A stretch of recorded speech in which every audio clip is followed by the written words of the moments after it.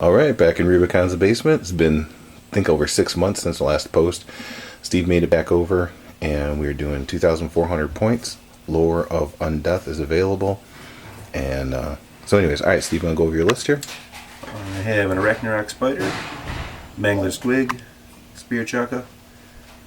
These are 25 regular orcs with double chappas, full command, and there's a shaman hiding in the front there. 29 black orcs with a black orc lord, shaman hiding behind. 3 regular trolls. Night goblins. It's been so long since we played, we can't even think of the names. 25 orcs with full command and a black orc battle standard. And those are the big ones. Oh, there's a big ones there with 2 chappas and another spear chappa. Alright, and I'm trying out something new just in case for Buckeye. Well, we have a hill, we have a swamp that's difficult terrain. We have this thing that's impassable but does not block line of sight. And then over here, sorry for the dramatic swing, we have woods. So here is my army. I'm just going to pan over it real quick.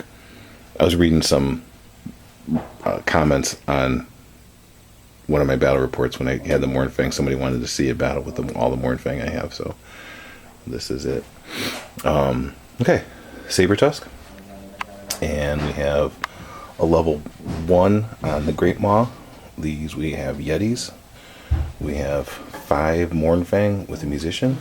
We have a level 1 on Heavens. We have 7 Iron Guts with full command, and in there we have General with the Chronic Command. We have the BSB, and we have the level 2 of Lore of Undeath. 3 Ogres with extra hand weapon Musician, 4 Mournfang with Musician, 3 Ogres extra hand weapon with Musician, 3 Mournfang with Musician, 3 Ogres extra hand weapon Musician, and 2 more Saber Tusks. So Steve won the turn to go first, and we will get back after first turn movement. Alright. Looks like Mangler. This is the Mangler. Moved up 8. Ragnarok moved up a little bit. All animosity and stupidity was passed, and that's what it looks like. And we're off to Magic Land. And Steve and I were just laughing because I don't think I've ever won a first turn roll off with him. So yeah, he 6 dice Foot of Gork, got 21. I 6 dice Dispel, I got 19. Threw it on the Mournfang, did 4 wounds, and then the big Foot of Gork, he just wandered off. So we're into shooting. No shooting either. All right, so last time we played, I played Dwarves, and I had terrible artillery rolls. He rolled a 1 for the slip shot on the bolt thrower, then rolled a 1, and it blew up. And then in this bolt thrower, he rolled a 1 for the slip shot shot, and then rolled a 1, and it blew up. So no more shooting. Our turns will go faster. Are you quite done? We want combat anyway. We want combat. All right. Ogre turn 1? Yes. Ogre turn 1. All right. Rubicon's trying to move out of the deployment zone here. We had a charge with these Mournfang on their Ragnarok. I needed an 8. I rolled a 7, a 6-1-1 with the Swift Strike, so we failed that. Saber Tusk flew way up there. Didn't fly, just ran real fast. These guys are sitting about 15 and a half inches away from their Ragnarok. He's within 3 for Lookout Surfer there. He's within 12. That's my magic user. These guys moved up. My Lore of Death guy repositioned himself. These guys stayed. These guys failed Swift Reform test. Now these guys moved up to release Fanatics. And 1 dog's in front of the house, other dog's behind the house, and these 3 guys are running over that away. We're on to Magic. Alright, so we cast the Raise Dead spell, and these are skeletons, but I actually just got 50 points worth of zombies there. So they're there, and then I tried to cast the Soul Stealer, and I thought I rolled high, but Steve rolled higher than me. And so that's kind of where we're at, and there is no shooting in this Ogre army, so we're off to Steve's turn 2. So movement, a Ragnarok charges the Mournfang. Oh! Wait, that's Terror, Icosphere, okay. Yeah. I'll have to take the fear test later. Mangler moved up. These guys charge the skeletons.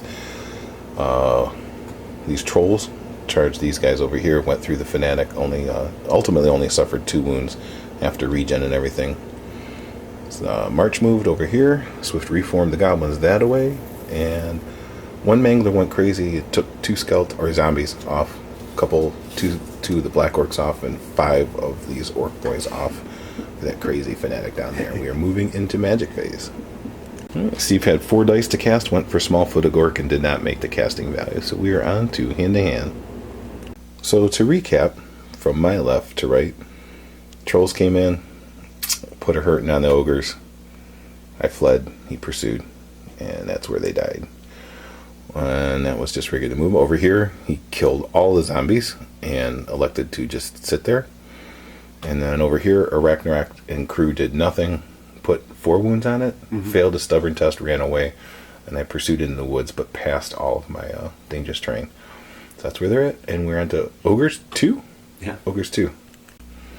So I thought, I'm not worried about Mournfang going through woods or anything like that in the dangerous terrain tests, but here's what happened. The Mournfang marched through these woods here, and when they got to their final position, or you know what? As soon as they enter the woods? Hold on, let me think about this. Alright, so this involves dangerous terrain tests. The Mournfang were in the woods, and they moved to that side of the woods. So they all had to take a dangerous terrain test. And they failed enough to kill a Mournfang, which was 25% casualties, which created a panic test. So question number 1 is, do you take the dangerous terrain test before you actually move the models, or move the models and then take the dangerous terrain test for that? Either way, I failed to move my Saber Tusk out of the way, so when the Mournfang from this position failed their dangerous terrain test, failed their panic test, they fled 12 inches, hit the Saber Tusk, went off the board. Because of that, Saber Tusk obviously on leadership 4 failed its panic test for being fled through and went off the board. But the big question is, do you take the dangerous terrain test immediately upon hitting the woods, or do you take it after your final movement is over? Anyways, either way, I just lost a shit ton of points and possibly this whole flank. So over here, the Yetis moved up and made all their dangerous terrain tests. These guys failed their march test because I was going to march up and land on the Mangler, so I had to sacrifice my level 1 of Heavens. Died to the Mangler. Everyone passed their panic test. These Mournfangs stayed, and these guys failed their swift reform, so just formed this way. These guys just moved up to threaten, and the 2 little Saber Tusks back there are running around. And that's pretty much it. So that's movement. We're on to magic. I will throw my 5 dice to Soul Steal his general, or not Soul Steal, what the hell is it called? Yeah, Soul Stealer. Kizar! And he rolled his 5 dice, and I got a lot less than him. So this is Orc and Goblin turn 3 beginning. Alrighty. He completes a charge here. Move these guys up. Fanatic moved backwards about 7 inches. These guys moved up. And these trolls, they moved over there to kind of block off a little bit. And the shaman moved up. Right there, hiding behind there. And movement, we're into magic. So in magic, cast the Bigfoot successfully. First one on this, veered off. Second one on this, did 1 wound after he stomped it. Third stomp was a 1, and I put on that unit there and killed 3. And that's it. We are on to hand to hand. Alright, so in this battle, Mournfang, Ogres win by 5, fails the test. He runs 11 inches, and I'm like, am I going to hit your unit or am I going to go by? It didn't even matter. I only went 4 inches. And so that's Steve's turn 3, and we're on to bottom of 3 for the Ogres. Alright, after much finagling, we had a whole bunch of charges to try to get these guys. I don't know what happened. I think these guys charged them, and then the Yetis charged them, and then one of the Saber Tusks charged them, and they wound up failing. Not failing. Ran into the Fanatic down there, took some wounds, so now they're rallying on a double 1 after all that. These guys made it in, and he had 1 Fanatic right on the corner, and I couldn't maximize all my guys. I could maximize them if I hit the Fanatic, so I moved him all the way over, hit the Fanatic, passed my panic test, but unfortunately he did enough wounds to kill 2 Mournfang. These Mournfang jumped into the trolls there, and those guys jumped into the trolls. And that's pretty much it. That's how the table stands. And these guys are dead over there. And we're on a magic. Alright, pretty good magic phase. We got Spine Marrow off on those, and I finally was able to outdice Steve for the Soul Stealer and killed his... That was your level 2? Yeah. That was his level 2, and I wound up getting 3 more tokens for the whatever you get extra for that. And we were in the rest of hand to hand. So we started off good over here. I took 4 off with impact hits, and then threw all 8 attacks of the Mornfang and all 6 attacks of the Riders at his BSB, which only has 2 wounds, is toughness 5, weapon skill 6, 5 up armor, no magic defense at all, and I couldn't do 1 wound on the BSB. And then he swung back, because these are biggins, with the chopper and the razor standard, and just shredded these guys. So that happened there. Over here, we broke the trolls. They passed their ability to not pursue and run after them, and these guys ran after them and caught them. And I was hoping to get maybe out of line of sight or do something with the unit there, because it's Steve's turn forward next. But he's 5 inches away and can still see me, so we'll see what happens. Top of 4, or is it 5? It's good. That was 4. I think that was 4. We'll see. All right, and so in movement, Steve did manage to make the 5. Got into the rear of the Mornfang. That just doesn't even sound right. And then reform these guys in a way so that maybe I can't get my Gut Star out of the way. So that's that. And we're in no magic because all of his guys are dead or fled. And movement magic, no shooting, because Steve just doesn't roll that way. We're on the hand-to-hand, of which we have 1. Alright, so over here, massive casualties. Took off 12 of Steve's guys. He put 6, 7, 8 wounds on my Mornfang, and I fled. He didn't catch me. But this is where we're sitting here. And whatever turn it is, it's the bottom of it, because it's my turn now. Alright, so leave it to me to get gamey at the end of the game. So I think what I did here is all legal and correct. I took the Lore of Undeath guy, moved him out. Took these 2 guys, moved them out of the big unit. I brought this level 1 Ogre Butcher, moved him up there, and then reformed the guts for a double flee. These guys are all facing this unit here, and those guys rallied. And of course the Mornfang at 33% did not rally. And see, so we're on to magic, which I have dominance. Watch me roll Snake Eyes. I said it. I should roll it right here on the table, because I said it. I'm going to roll it live. Oh, not bad. 9.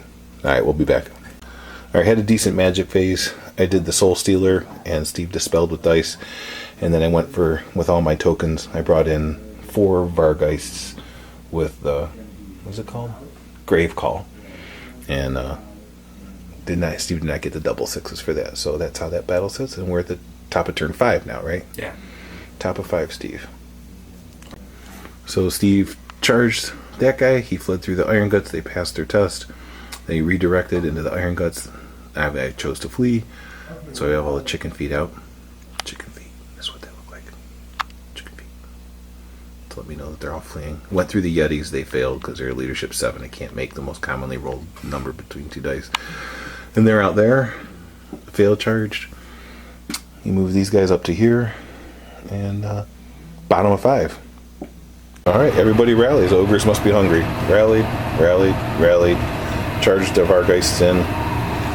Made the charge here. Ogre charge on that guy. All these units came in. And that's it. You get victory points for those either, because we just created. Alright, so we flew in. His general comes back. Put 1 wound on the general. And he killed a bunch. I killed a bunch. And I lost combat. And I still have 1 Vargeist and another one with just 1 wound on him. Or 2 wounds on him. He's got 1 left. We're into Steve's top of 6. Put 1 more wound on the General, and we're bottom of 6. So, this is not right.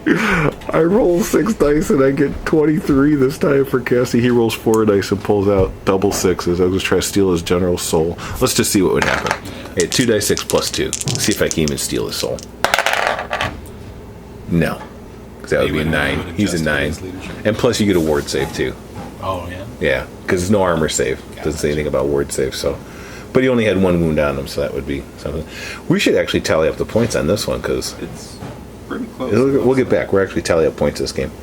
So when it's all said and done, without any kind of scenario objectives or anything like that, Ogres win by 138 points.